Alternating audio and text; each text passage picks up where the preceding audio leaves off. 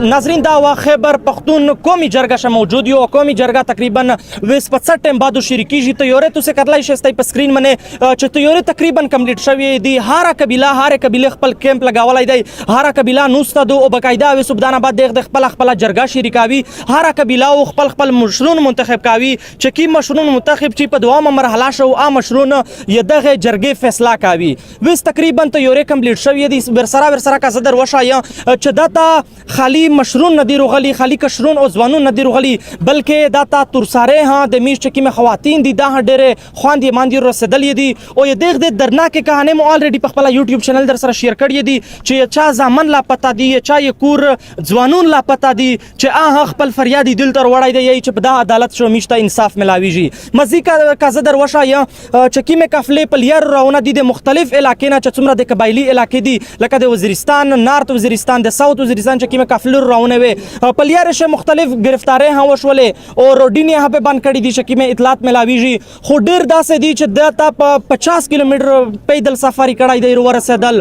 پیراش پاچا سفر کړای دی خو ورسېدل او مزید چې کې مې اطلاعات یا د ملاویږي چې مزید چې کې مې کفلر راونه دي الیا پلیر دي رسېدل یا نه دي او وس کا تو په سکرین باندې کتلای شي چې دمرا کثیر تعداد باندې خلک دل تر رسېدلای دی چې دل ته یې خلک کنټرول ها ډیر مشکل دی خو انتظام خپل کوشش جاری ساتلای دی په سکرین باندې کتلای شي چې د خپل سکیورټي داتا انتظامیه جوړه کړی دو خپل سکیورټي د شمس بیتا کړی دو چې اشری دی بقاعده دا چې څومره جرګادو دا د په منظمه طریقه سره کنټرول کوي مزید کا زدر وشایا چې دا جرګه چې ما دا درې جاری وي 11 اکتوبر 12 اکتوبر او 13 اکتوبر پر دا جرګه جاری وي او دا بیا اخري اتمام شي او یو فیصله چې کی مشرون نن منتخب کو په دا کمپینا شه هر قبیله کې مشر چې منتخب کو چکلا ولا غونډ شي بیا دا تقریبا او یو فیصله روبوسی مزید کا صدر وشای چې دلته هر قبیله په خپل علاقه شه چې څومره ظلم شوی دی زیاتای شوی دی د چا سره څه قسم واقعیت په شوی دی بد امنی جوړه شوی دو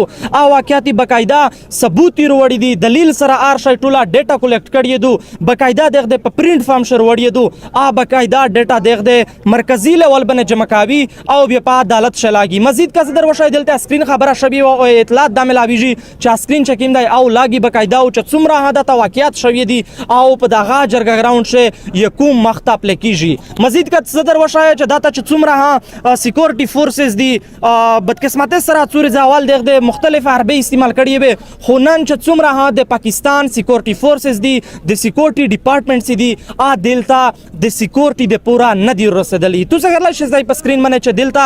چې څومره کوم روغلای دی خلک خپل خپل مدد آپ سکیورټي شریدو او یداغه پندال حفاظت شریدای مزید فؤاد احمد افیشل یوټیوب چینل در سره سبسکرایب کې مزید ان شاء الله چتوستا پیرا اپډیټس ملاویږي او چې څومره درناکه کہانی دي دلته یې مظلوم ولس ام الریډي در سره شیر دي تو صحیح په فؤاد احمد افیشل یوټیوب چینل کتلای شستای فؤاد احمد تاور کې اجازه ډیر مننه ډیر شکریہ